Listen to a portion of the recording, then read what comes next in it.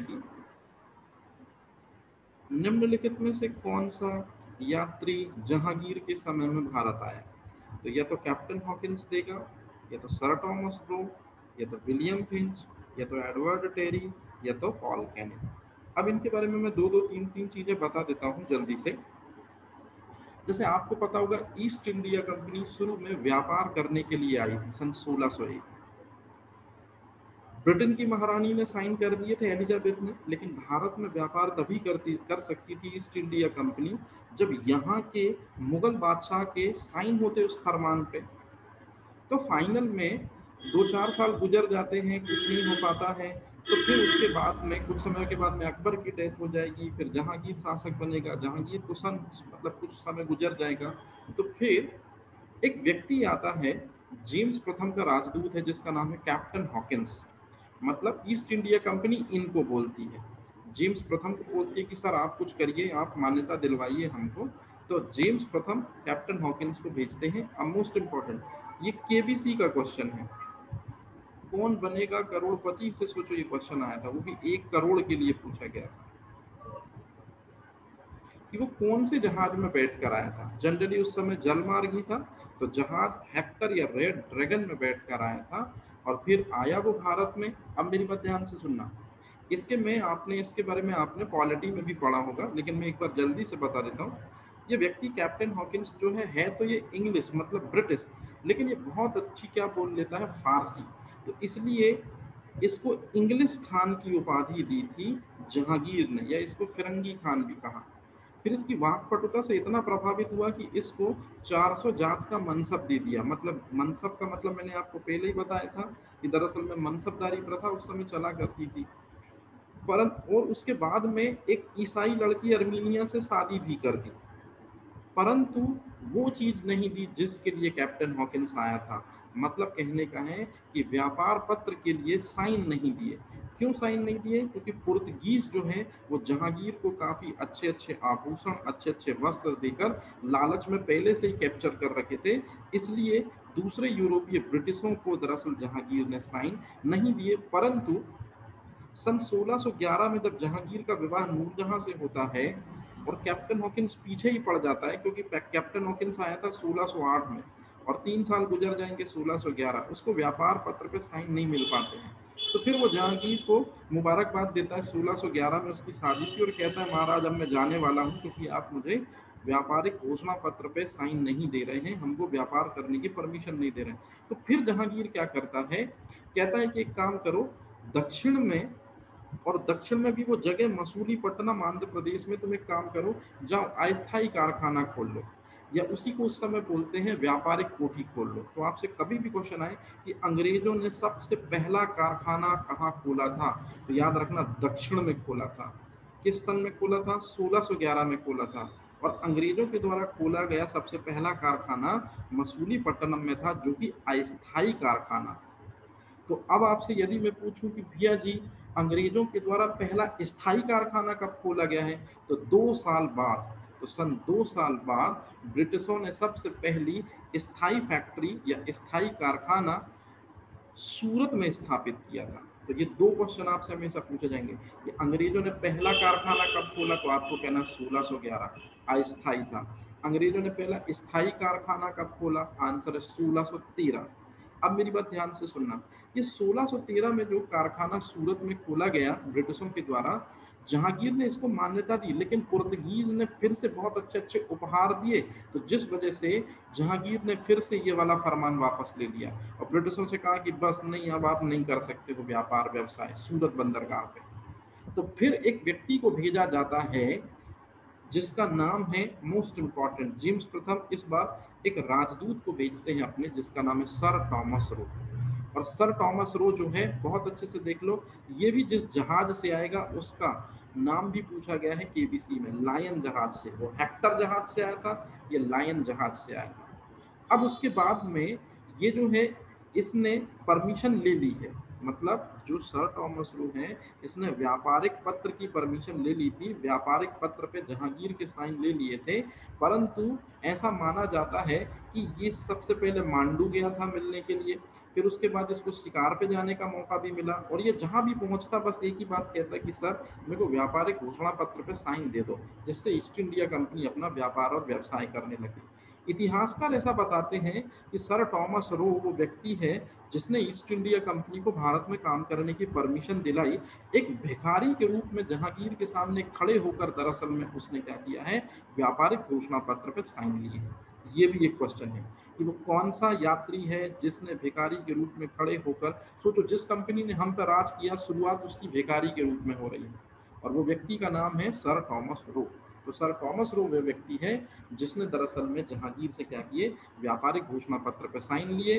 अब आता है फाइनल सन 1617 में जहांगीर की अनुमति से अंग्रेजों ने अपनी पहली कोठी कहाँ स्थापित करी, सूरत में। तो मैंने आपको पूरा का पूरा कहानी समझा दिया कि 1617 में क्या हुआ, 1613 में क्या हुआ, 1612 में क्या हुआ। इसमें बहुत फंसते हैं आप लोग कि मैं पूछूं पहली कोठी कब खोली गई तो आपको कहना मसूरी पट्टनम में, लेकिन अस्थायी। दूसरी कोठी कब खोली गई तो आपको कहना है 1613 में, लेकिन वो कुछ समय के लिए थी। और परमानेंट कोठी कब खोली जाएगी या परमानेंट कारखाना कब खोला जाएगा, आंसर है 1617। ये याद रखना, ये क्वेश्चन पूछे जाते हैं। अब यदि मैं आपसे पूछूं एडवर्ड टेरी जो है ये किसके समय में भारत आया था, आंसर है जहांगीर। लेकिन मोस्ट इंपॉर्टेंट क्वेश्चन ये है, सर टॉमस रो जब अपने लाइन जहाज में आया था तब दरअसल में वो एक पादरी को भी अपने साथ पकड़ कर लाया था, और वही थे एडवर्ड टेरी। तो यदि आपसे क्वेश्चन पूछा जाए कि एडवर्ड टेरी जो हैं वो कब आए थे भारत, तो आंसर है जहांगीर के समय में भारत आए थे। मोहम्मद टेरी अपनी किताब में लिखते हैं कि मोहम्मद बिन तुगलक, अकबर और जो जहांगीर है, ये तीन ऐसे शासक हैं जो हमेशा गंगा जल का पान करते थे। तो ये भी एक छोटा सा क्वेश्चन है कि गंगा जल का पान करता था जहांगीर, ये कौन सा इतिहासकार बोलता है, तो याद रखना एडवर्ड टेरी याद रहेगा, जो एक पादरी है और किसके साथ आया था, सर टॉमस रो के साथ। मोस्ट इंपॉर्टेंट नाम है विलियम फिंच। विलियम फिंच इतिहासकारों में केवल इसलिए जाना जाता है क्योंकि इसी ने बताया था कि अनारकली नाम का कोई व्यक्तित्व है।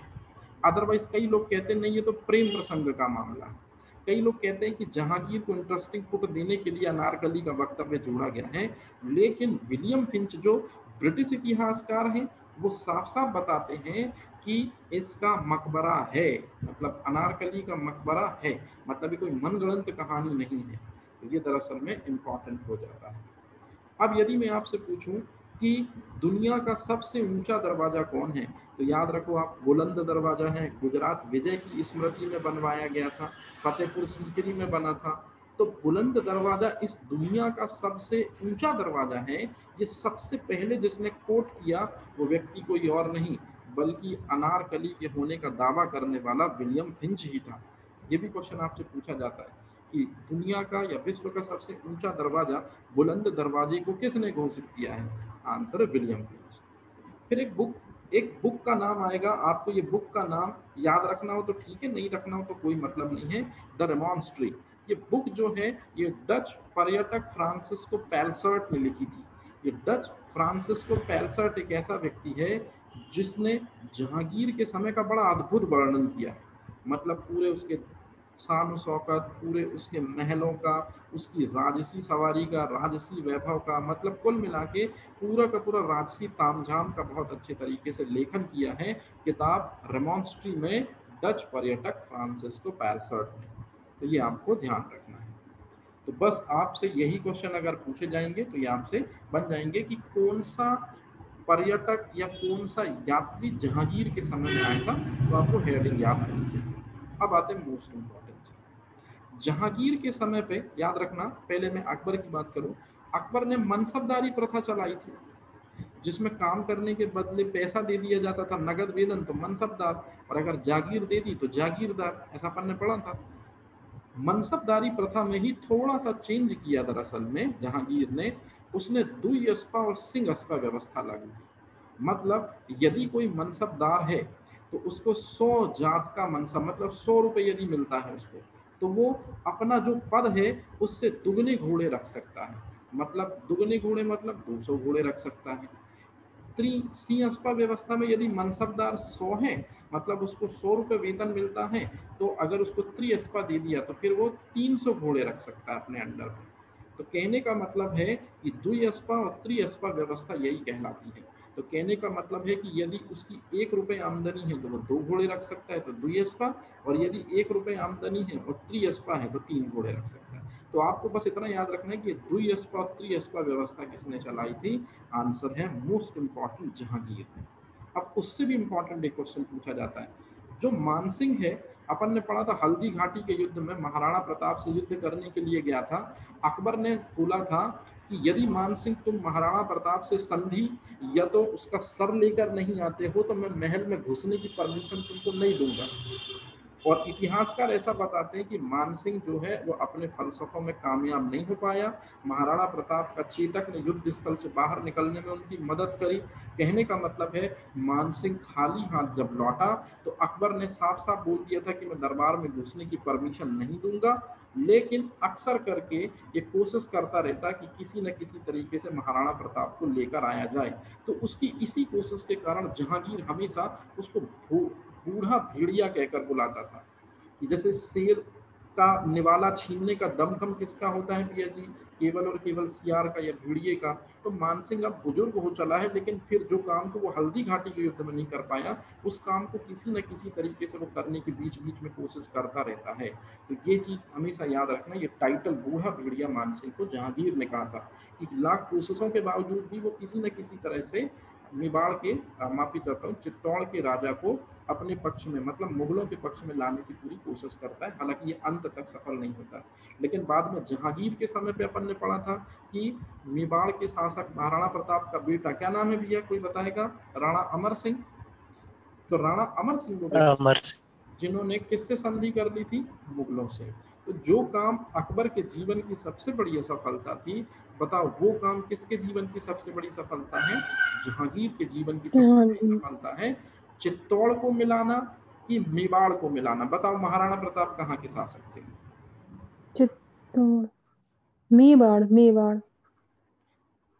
याद रखना मेवाड़, लेकिन उन्होंने चित्तौड़ रियासत को भी कैप्चर कर रखा था, लेकिन असल मायने में वो मेवाड़ी है। ठीक है। अच्छा, अब आज का जो सेशन है अपन को पढ़ना है जहांगीर के बाद शाहजहां के बारे में। तो शाहजहां के बारे में मैंने आपको जब भी पढ़ाना स्टार्ट किया या जब भी मैं पढ़ाता हूँ तो सबसे पहले मैं आपसे 3 क्वेश्चन पूछता हूँ कभी भी अगर मैं पढ़ाऊँ। सबसे पहले आप मुझे बताइए अकबर का युग किस चीज का स्वर्णिम युग था? चित्रकल, वो साहित्य का। जहांगीर का किसका स्वर्णिम युग था? चित्रकला का। चित्रकला का। और यदि मैं आपसे पूछूं कि ये सभी लोग मुगल हैं, मुगल साम्राज्य का स्वर्णिम युग क्या है? तो आंसर है शाहजहां का काल। और यहाँ मुगल साम्राज्य का स्वर्णिम युग का मतलब है स्थापत्य कला का स्वर्णिम युग। अब जरा देखते हैं, स्थापत्य कला मतलब बहुत सारी बिल्डिंगें, बहुत सारी मीनारें, बहुत सारे भवन बने। सबसे पहले बेसिक स्टार्ट करते हैं, शाहजहां का जन्म कहाँ पर हुआ था? कभी नहीं पूछा जाएगा। शाहजहां की मृत्यु कहाँ हुई थी? मोस्ट इंपॉर्टेंट, जरा इस वर्ड को आप ध्यान से देखो, 1666 लिखा है। दरअसल में शाहजहां का बेटा है जिसका नाम है औरंगजेब। औरंगजेब ने दरअसल में क्या किया, अपने बाप शाहजहां को कैद कर दिया था आगरा किले के शाहबुर्ज में। शाहबुर्ज मतलब होता है सबसे ऊपरी बिल्डिंग। तो ये आपको लफ्ज याद रखने पड़ेंगे, ये आपसे क्वेश्चन पूछा जाएगा कि किसने दरअसल में कैद कर दिया था? तो औरंगजेब ने कैद किया था। अब औरंगजेब ने मतलब उसके बेटे ने कैद किया था, क्यों? तो जब हम पढ़ेंगे उत्तराधिकार का युद्ध तब आपको समझ में आ जाएगा कि कोई बाप अपने बेटे को, माफी चाहता हूं, कोई बेटा अपने बाप को कैसे कैद कर सकता है और काफी बुरा सलूक भी करता है। शाहजहां जो है इसकी माँ का नाम जोधाबाई है। मैंने आपको बताया था जगत गोसाई। तो आप में से कई लोगों का दिमाग होगा कि अकबर के साथ कौन था? तो अकबर के साथ में हरका बाई है। याद रखना, जिनको आप जोधाबाई कहते हो असल में अकबर के समय पे वो हरका बाई है। और असल मायने में शाहजहां जो है उसकी नाम है, उसका उसमें अपन ने पढ़ा था जहांगीर के समय पे पहली बीवी का नाम पढ़ा था अपन ने, फिर दूसरी बीवी का नाम जगत गोसाई। जगत गोसाई को असल मायने में जोधाबाई कहा गया है इतिहास में। याद रखना ये चीज इंपॉर्टेंट है। तो जगत गोसाई जो दूसरी पत्नी थी, इसी से दरअसल में किसका, इसी से दरअसल में शादी हुई जहांगीर की। तो पैदा हुआ था कौन? आप मुझे नाम बता सकते हैं? खुर्रम पैदा हुआ था कि खुसरो पैदा हुआ था? खुर्रम। और इसी खुर्रम का नाम आगे चल के क्या हो जाएगा भैया जी? शाहजहां। मैंने आपको बताया था कि दक्षिण में एक व्यक्ति चुनौती दे रहा था जहांगीर को, क्या नाम है उसका? मलिक अंबर। मलिक अंबर। और मलिक अंबर जो था वो अहमदनगर का क्या था? वजीर था, लेकिन उसने अहमदनगर को अपने पे कैप्चर कर लिया था। अब मलिक अंबर के विरुद्ध जहांगीर ने युद्ध करने के लिए बहुत सारे लोगों को भेजा, लेकिन सब हार के आ गए। क्योंकि कौन सी नीति जानता था जिसको महाराणा प्रताप माफी चाहता था, जिसको शिवाजी के पिताजी शाहजी भोसले, फिर उसके बाद शिवाजी ने सीखी, मैंने कल पढ़ाया था, गुरिल्ला नीति।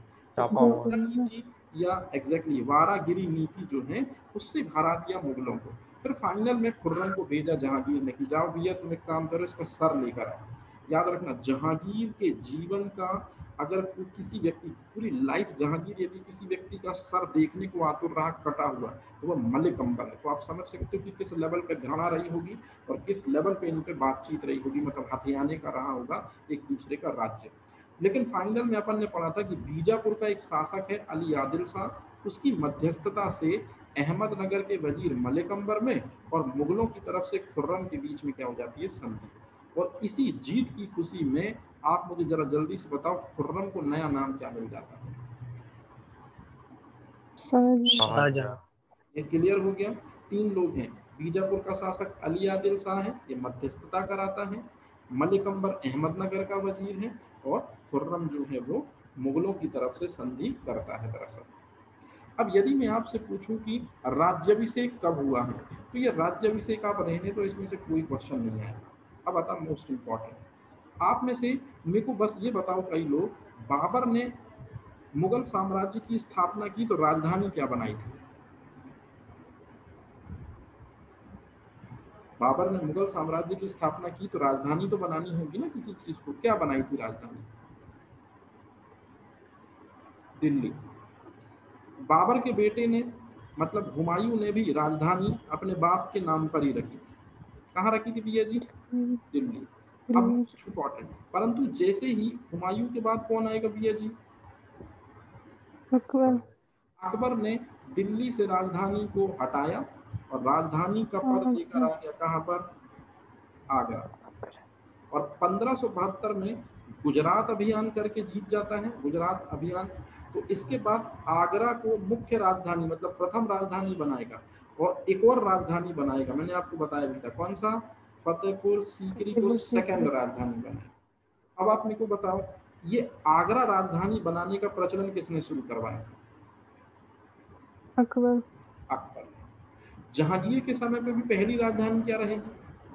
आगरा। दूसरी राजधानी क्या रहेगी? फतेहपुर सीकरी। परंतु अब कौन शासक बनेगा जहांगीर के बाद? शाहजहां। क्वेश्चन यहां से शुरू होता है। शाहजहां ने क्या किया कि जो राजधानी कहां बनी थी? आगरा, अब उसको फिर से वो कहां ले आएगा? दिल्ली। तो मोस्ट इंपॉर्टेंट क्वेश्चन कि आगरा से दिल्ली राजधानी को कौन लाया था? आंसर है व्यक्ति का शाहजहां। और दिल्ली में जिस जगह पर वो था उस जगह को शाहजहानाबाद नाम दिया। मतलब जैसे आगरा से राजधानी बोला कि ये दिल्ली है, तो अब से दिल्ली को दिल्ली नहीं बोलेंगे, ये बोलेंगे शाहजहानाबाद। तो यदि मैं आपसे पूछूं शाहजहानाबाद नगर की स्थापना किसने करी, तो आप तत्काल बता दोगे कि वो व्यक्ति का नाम क्या है? शाहजहां। अब मेरी बात ध्यान से सुनना, इंपॉर्टेंट क्वेश्चन बोल रहा हूँ। इसी शाहजहानाबाद को आज के समय पे क्या कहा जाता है? पुरानी दिल्ली। मोस्ट इंपॉर्टेंट क्वेश्चन, आपसे क्वेश्चन पूछा जाएगा पुरानी दिल्ली किसने बसाया, बताइए क्या आंसर होगा आपका? शाहजहां। याद रखना ये चीज, ठीक है। अब इसके बाद अपन चलते हैं आगे। वजीर कौन है आप खुद देख लो, खाने खाना कौन है आप खुद देख लो, और लाल खान को गुण समंदर की उपाधि दी है। ये तीनों क्वेश्चन कॉम्पिटिटिव एग्जाम, लेकिन रेलवे ग्रुप डी के क्वेश्चन, ऐसे खतरनाक क्वेश्चन पूछे जाते हैं वहां पर, बिल्कुल बेसिक से। अब यदि मैं आपसे पूछूं कि शाहजहां के दरबार में तानसेन का दामाद भी रहा करता था और उसका नाम है लाल खां, और यही लाल खां को गुण समंदर की उपाधि दी गई। जरा जल्दी से आप मुझे बताइए, तानसेन के गुरु का नाम क्या है? दो गुरु हैं, मोहम्मद गौस और हरिदास। मोहम्मद गौस और हरिदास। संगीत की शिक्षा किसने दी थी? हरिदास ने। और मैं पूछूं कि मोहम्मद गौस और तानसेन का मकबरा कहाँ पर है? ग्वालियर। अब आता मोस्ट इंपॉर्टेंट क्वेश्चन, आप मुझे बताओ टंका किसने चलवाया था? पढ़ चुके हो आप लोग, इसलिए पूछ रहा हूँ। इल्तुतमिश। बहुत सही। अच्छा, रुपया किसने चलवाया था?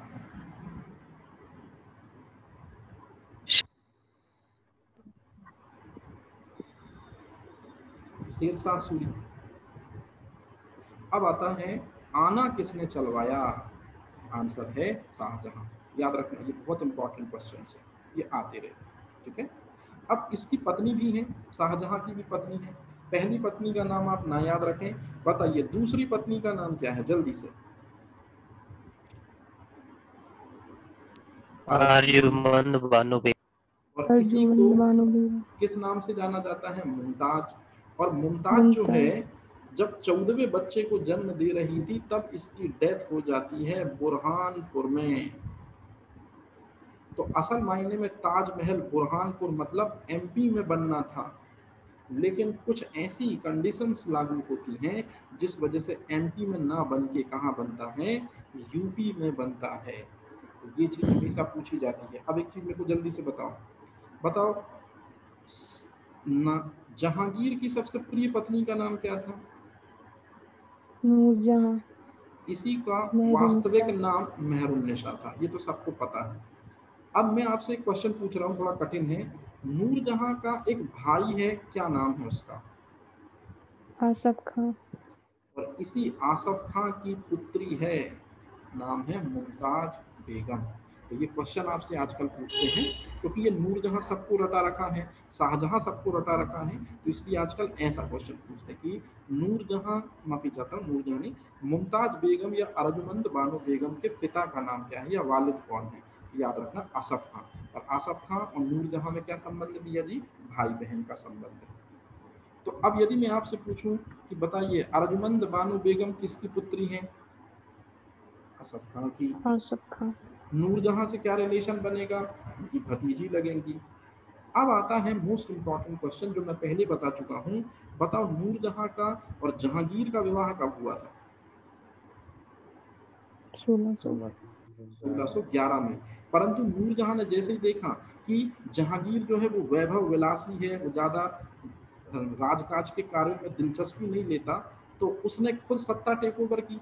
और सल्तनत पे अपनी पकड़ बनाने के लिए नूरजहां ने क्या किया कि अपने भाई आसफ खान की जो पुत्री है, क्या नाम बताया अपन ने? अर्जुमंद बानो बेगम, उसका विवाह कर दिया था ठीक 1 साल बाद। तो 1 साल बाद मतलब कब? 1612 में। किससे विवाह किया अर्जुमंद बानो बेगम का? शाहजहां। शाहजहां से। तो याद रखना, ये वाक्य बताता है कि ये कूटनीतिक महिला भी थी, मतलब ये राज्य का सैन्य संचालन या राज्य की व्यवस्था को बहुत अच्छे तरीके से कैप्चर करने में इसको महारत हासिल है। तो यदि कभी आपसे पूछा जाए कि ये कूटनीतिक महिला है या नूरजहां एक सिद्धस्त महिला है प्रशासन चलाने में, बताइए, तो आप ये लाइन भी बोल सकते हैं। अब यदि मैं आपसे पूछूं कि उसकी मृत्यु कब हुई थी, तो आंसर है 1633 में मृत्यु हुई थी। कहां पर मृत्यु हुई थी उसकी? बुरहानपुर में। लेकिन उसकी कब्र को कुछ समय के बाद कहां ले जाया गया है? आगरा। और आगरा में कहां पर रखा गया है? ताजमहल। मतलब बताओ जल्दी से, ताजमहल क्या है भैया जी? मकबरा। मतलब उसमें कब्र कब्र। दफन है। तो कब्र दफन है और कब्र के ऊपर क्या कर दिया है? बहुत बढ़िया तरीके से पिलर इलर बना दिए हैं। मतलब क्या बना दिया गया है? मकबरा। ये चीज जरा ध्यान रखें, हालांकि आपको पता है। अब चलते हैं आगे मुद्दे की चीज। शाहजहां की आप खुद देखो कितनी बेटियां हैं, 3। और शाहजहां के कितने पुत्र हैं? 4। याद रखना ये चीज हमेशा। इतिहासकार ऐसा बोलते हैं कि ये तीनों बहनें दरअसल में अपने भाइयों की जासूस थी। जैसे सबसे बड़ी बहन जो है जहां आरा, ये दारा सिकोह को वलीयत बनाना चाहती थी, मतलब दारा सिकोह की जासूस थी ये, और हमेशा शाहजहां से ये दारा सिकोह की प्रशंसा करती रहती थी। वहीं रोशन आरा औरंगजेब की प्रशंसा हमेशा शाहजहां से करती रहती थी कि इसको वलीहद बनाया जाए। गौहर आरा जो थी, ये मुराद की जासूस थी। तो आजकल ऐसे क्वेश्चन चल रहे हैं, तो ये मुराद बख्श उतना इंपॉर्टेंट नहीं है जितना इंपॉर्टेंट औरंगजेब और दारा सिकोह। तो ये दो नाम आप जरूर याद रखें, जहां आरा और रोशन आरा, इंपॉर्टेंट है ये दो नाम। ये दोनों बहनें हैं, लेकिन ये किस किस को दरअसल वलीहद, वलीहद का मतलब होता है कि बादशाह बनाना चाहती थी। तो याद रखना जहां आरा दारा सिको को और रोशन आरा औरंगजेब को। तो आप ऐसे याद रख सकते हैं, ये रोशन आरा में शुरुआती वर्ड रा है और औरंगजेब का दूसरा वर्ड रा है। तो ऐसे कंफर्म हो जाती हैं चीजें अपन को। अब मोस्ट इंपॉर्टेंट चीज बताओ, दारा सिको, माफी चाहता हूँ, शाहजहां का सबसे बड़ा बेटा क्या था? दारा सिको। दारा शिको। अच्छा, दारा सिको जो था ये स्वाभाविक दृष्टिकोण से काफी उदार था, इसीलिए इसकी तुलना, और उदार इतना था कि हिंदू और मुस्लिम में कोई फर्क नहीं समझता था, जैसा फर्क अकबर नहीं समझता था। तो इसलिए अकबर तो चूंकि पहले जी चुका है, अब उसके बाद आया है दारा सिको और वो बिल्कुल अकबर के जैसा पेश आता है, इसलिए नाम पड़ गया लघु अकबर। और ये दरअसल एक टाइटल है जो एक इतिहासकार ने दिया है। क्या नाम है भैया जी उसका? लैनपूल। पहला क्वेश्चन बताओ, लैनपूल ने दारा सिको को कौन सा टाइटल बख्शा? लघु अकबर। लघु अकबर। अच्छा, अब दारा सिको जो है, याद रखना मेरी बात, ये हिंदू और मुस्लिम दोनों धर्म के लोगों के प्रति बड़ा असीम श्रद्धा रखता था, मतलब एक कट्टर विचारधारा का व्यक्ति नहीं था। परंतु मेरी बात ध्यान से सुनना, इस्लाम में एक संप्रदाय है जो बहुत कट्टर है, जो दूसरे किसी धर्म की अच्छाई सुनना ही नहीं चाहता, कादरी। ये उस संप्रदाय का अनुयायी था। कहने का मतलब है कि दारा सिको जिस संप्रदाय का इस्लाम के अनुयायी था वो कादरी संप्रदाय है, और कादरी इतना कट्टर संप्रदाय है कि दुनिया में वो किसी भी दूसरे धर्म की अच्छाई सुनना ही नहीं चाहता। उसके बावजूद दारा सिको का नेचर इस संप्रदाय से टोटल अलग है। इसलिए आज भी कॉम्पिटेटिव एग्जाम में ये चीज पूछी जाती है कि दारा सिको इस्लाम के कौन से संप्रदाय का अनुयायी था? आंसर है कादरी संप्रदाय। और दारा सिको के जो गुरु हैं उनका नाम है शेख चिल्ली। ये काफी कंजूस व्यक्ति हैं, जिनके बारे में आपने बचपन में कहानियों में सुना होगा। अब आता है मोस्ट इंपॉर्टेंट क्वेश्चन। दारा सिको एक ऐसा व्यक्ति है जो मुस्लिमों के साथ साथ हिंदू लोगों के धार्मिक कार्यक्रमों में और धार्मिक दस्तावेजों में काफी गहरी रुचि रखता है। तो ध्यान से सुनना मेरी बात। उपनिषद तो आप समझते ही हो दरअसल में। उपनिषद दरअसल में क्या है? उपनिषद है वास्तव में गाय, और उनका प्रतिनिधित्व करने वाले हैं भगवान श्री कृष्ण। ऐसा मैं नहीं कह रहा, ऐसा दरअसल में कहा करता था कौन? दारा सिको, कि जो उपनिषद हैं वो कहीं ना कहीं भगवान श्री कृष्ण के मुखारबिंद की चीजें हैं, इस तरह से। तो यही उपनिषदों का जिनमें जीवन का फलसफा है, ऐसा कहा करता था दारा सिको। इसका फारसी में अनुवाद कराया है, परंतु उस समय खुद बादशाह नहीं है, शाहजहां का ही शासन है। तो दरअसल में शाहजहां जो शुरू में काफी कट्टर था, इस्लाम धर्म का प्रबल समर्थक था, धीरे धीरे उसमें जो है सॉफ्टनेस आती गई हिंदू धर्म के प्रति, और वही सॉफ्टनेस बड़े बेटे में सर चढ़कर बोली। तो कहने का मतलब है जब शाहजहां बादशाह हैं तो इसी के समय पे उपनिषदों का फारसी में अनुवाद कराया, लेकिन टाइटल दिया सर ए अकबर। तो आपसे क्वेश्चन पूछा जाएगा मोस्ट इंपॉर्टेंट, कि उपनिषदों का फारसी में अनुवाद किसने करवाया? तो याद रखना, अगर बादशाह का नाम देगा तो शाहजहां, और अगर शाहजहां नहीं देगा तो फिर कौन देगा? दारा सिको। और बताओ किस टाइटल के रूप में करवाया गया है? सर ए अकबर। तो ये चीज आपसे क्वेश्चन पूछा जाएगा। अच्छा, एक और किताब लिखी थी इसने, मंजुल उल बहरीन। मंजुल उल बहरीन का असल में मतलब होता है दो महासागरों का मिलन। तो यहाँ दो महासागर में पहला हिंदू संस्कृति और दूसरा इस्लामिक संस्कृति। कहने का मतलब है दोनों धर्मों के बीच सामंजस्य बिठाने के लिए एक किताब लिखी गई है मंजुल उल बहरीन, जो दारा सिको ने ही लिखी थी। तो ये आपसे क्वेश्चन पूछा जाएगा। अब यदि मैं आपसे पूछूं कि दारा सिको को कहाँ दफनाया गया था, अब मेरी बात ध्यान से सुनना। अभी आपने कुछ समय पहले सुना होगा कि जितने भी हुमायूं का जो मकबरा है, हुमायूं के मकबरे को मुगल साम्राज्य का मकबरा कहा जाता है। मतलब मुगल साम्राज्य के बहुत सारे लोगों की समाधि और कब्र दरअसल में हुमायूं के मकबरे के आसपास है। तो वहीं पर दारा सिको को भी दफन किया गया था। लेकिन याद रखना, दारा सिको को दफन किया था औरंगजेब के समय पे। तो कहाँ पर दफन किया गया था ये श्योर नहीं है। तो अभी कुछ समय पहले बीजेपी वालों ने थोड़ा सा इसको इशू बनाने की कोशिश की कि दारा सिको जो है उसका संबंध हिंदू और मुस्लिम जनता दोनों से था, ये सहिष्णु शासक था, तो इसलिए जो दारा शिकोह की कब्र का पता नहीं था, जो हुमायूं के मकबरे के आसपास पता नहीं कहाँ है, तो 6 मकबरे डिक्लेयर किए गए, ये 6 कब्रें डिक्लेयर की गई। तो इन 6 में से वो कौन सी कब्र है जो दारा शिकोह की कब्र है, तो उस पर पुरातत्व वेदता अभी खोज कर रहे हैं। तो इसलिए ये काफी ज्यादा हाईलाइट रहेगा ये चीज, दारा शिकोह। तो आपसे कोई भी पूछे कि दारा शिकोह कहाँ दफन है, तो जहाँ मुगल साम्राज्य का सबसे बड़ा मकबरा है, हुमायूं के मकबरे के आसपास बहुत सारे मुगल साम्राज्य के लोग दफन हैं। तो ये चीज आप हमेशा याद रखना, यही दारा शिकोह को दफनाया गया था। मैं आगे आपको बताऊंगा दरअसल कहानी क्या थी इसकी। अब यदि मैं आपसे पूछूं औरंगजेब कौन है, तो याद रखना, जरा जल्दी से आप बताओ, शाहजहां का सबसे बड़ा बेटा कौन है? दारा शिकोह। और दारा शिकोह जो है वो सहिष्णु स्वभाव का है, परंतु उन 4 पुत्रों में से एक पुत्र है औरंगजेब। ये सबसे ज्यादा महत्वाकांक्षी है और सबसे ज्यादा कट्टर भी है। कट्टर का मतलब इस्लाम धर्म की अच्छाइयों के अलावा ये दूसरे किसी धर्म को बिल्कुल भी तवज्जो नहीं देगा, जैसा कि बड़ा भाई दारा शिकोह कर रहा था। और सल्तनत इस्लामिक चल रही थी, इसलिए ज्यादातर लोगों ने औरंगजेब को ही बादशाह बनने को प्रमोट किया।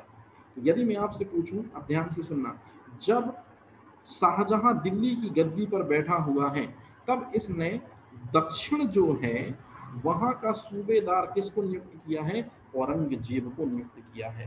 तो इतिहासकार ऐसा बोलते हैं कि शाहजहां दिल्ली की गद्दी पर बैठा था, तो साउथ इंडिया को जिसने संभाला है अपनी तलवार की नोक पर, असल मायने में वो औरंगजेब है। यदि औरंगजेब हटा दिया जाता तो शाहजहां के समय में ही विद्रोह जो है वो काफी बढ़ जाता। तो आपसे क्वेश्चन पूछा जाएगा कि शाहजहां के समय पे साउथ में दरअसल में औरंगजेब ने कमान संभाली थी, इसलिए शाहजहां के अगेंस्ट में कभी विद्रोह नहीं हुए और इसको दक्कन का गवर्नर पद दिया गया था। ये क्वेश्चन आज भी पूछा जाता है। तो दक्कन का गवर्नर पद बहुत इंपॉर्टेंट है, इसी की वजह से सल्तनत में बिल्कुल भी साउथ की तरफ से कोई विद्रोह का नहीं उठे, क्योंकि ये बहुत अच्छा क्या था, तलवारबाजी का हुनर रखता था और काफी कट्टर तरीके से पेश आता था। अब इसके बाद आता है most important question. Most important question कैसे? थोड़ी सी राजनीति है, समझना। ये डेट आप याद रखो, जैसे 1857 याद रहती है, अब आप 200 साल पीछे चले जाओ। 1657 में जहांगीर बीमार पड़ा, तो जहांगीर बीमार पड़ा तो तीनों बहनें एक्टिव हो गई और चारों भाई एक्टिव हो गए, और चारों भाई सोचने लगे मैं बादशाह बन जाऊं, मैं बादशाह बन जाऊं, मैं बादशाह बन जाऊं। तो ध्यान रखना ये चीज, शाहजहां पर्सनली चाहता था कि उन 4 बेटों में से जो सबसे बड़ा बेटा है, मतलब कौन, दारा शिकोह, वही बादशाह बनना चाहिए। तो ऐलान करवा दिया गया कि वली अहमद, मतलब वली अहमद मतलब बादशाह बनने के पहले का टाइटल है वली अहमद, तो वो किसको बनाया जाएगा? दारा को बनाया जाएगा। तो इस कारण से जो बाकी के 3 पुत्र हैं, उन्होंने अपने बाप के खिलाफ विद्रोह कर दिया। अब ध्यान से सुनना, उस समय जब दारा को वलीहद घोषित किया गया 57 में, तो उस समय सूजा बंगाल में था, तो उसने कहा कि मैं बंगाल का खुद ही शासक हूँ, मैं बाप को नहीं जानता, बाप मेरे को क्यों राजा नहीं बना रहे। वहीं दूसरी तरफ मुराद बख्श गुजरात में था, उसको गुजरात की सूबेदारी दी गई थी। जब उसको पता चला कि वली अहमद दारा को बना दिया गया है, तो तत्काल मुराद ने कहा कि ये मेरा बाप नहीं है, अब से मैं गुजरात का स्वतंत्र शासक हूँ। और मोस्ट इंपॉर्टेंट, इन तीनों में सबसे खतरनाक औरंगजेब ने क्या किया? औरंगजेब ने साउथ में अपने को शासक माना, लेकिन इसने क्या किया, बड़ी चालाकी से मुराद बख्श से समझौता कर दिया और मुराद को अपनी तरफ कर लिया। और अब होगी लड़ाई दरअसल में भाइयों में। तो कितने भाइयों में? अपन मान सकते कि चारों भाइयों में दिल्ली के तख्त को लेकर लड़ाई हो रही है, और इसे ही कहते हैं उत्तराधिकार का युद्ध। और उत्तराधिकार के लगभग लगभग 5 युद्ध हुए हैं, उन युद्धों में औरंगजेब विजयी रहा। इसलिए जब भी हम शाहजहां के बाद पढ़ते हैं तो आंसर आता है औरंगजेब बादशाह बना हुआ। तो अब यदि मैं आपसे पूछूं कि सबसे पहला युद्ध किस किस के बीच हुआ है उत्तराधिकार युद्ध में, तो आप बोलोगे बहादुरपुर का युद्ध। बहादुरपुर का युद्ध जो है, ध्यान से सुनना, ये शाह सूजा और शाही सेना मतलब दारा शिकोह के बीच ये युद्ध हुआ। इसमें शाह सूजा पराजित हो जाएगा, कमजोर था तो पराजित हो गया, इंपॉर्टेंट नहीं है। मोस्ट इंपॉर्टेंट दूसरा युद्ध, दूसरा युद्ध जो है वो धर्मट का युद्ध है। और धर्मट मध्य प्रदेश के उज्जैन में है, इसलिए इसकी वैल्यू और भी बढ़ जाती है। दरअसल में दारा शिकोह ने इस युद्ध में खुद युद्ध में भाग न लेकर अपने 2 प्रमुख सेनापतियों को भेजा, जिनका नाम है जसवंत सिंह और कासिम खां। कासिम खां से पहले ही डील कर ली औरंगजेब ने और मुराद को तो अपनी साइड कर ही लिया था।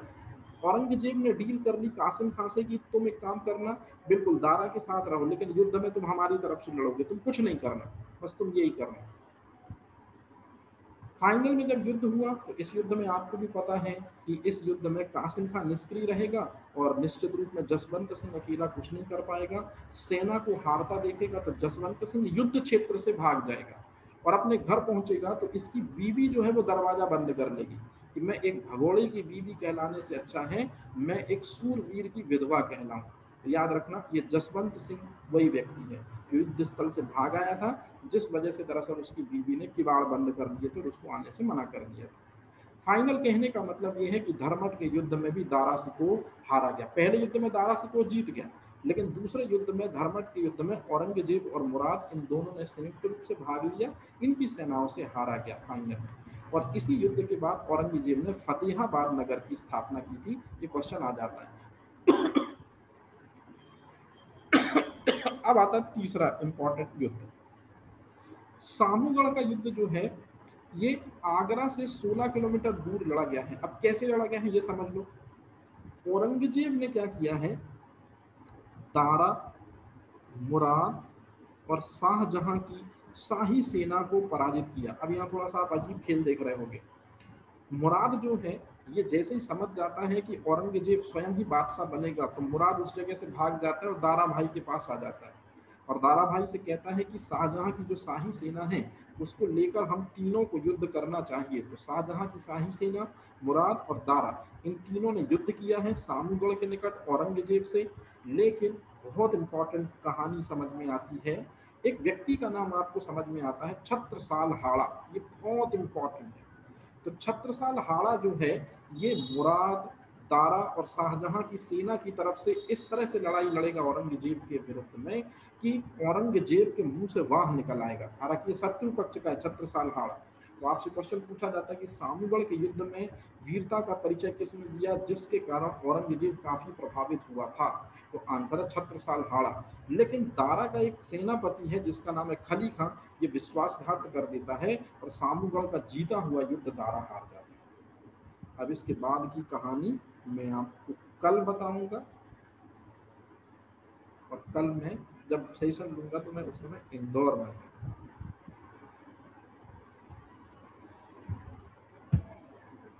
चलो अपन लोग अभी थोड़ी देर से मिलते हैं। कितने बजे से क्लास है? 2 बजे से। और आज का टॉपिक है टॉपिक क्या है आज का? खाद्य प्रसंस्करण चलना भी खाद्य प्रसंस्करण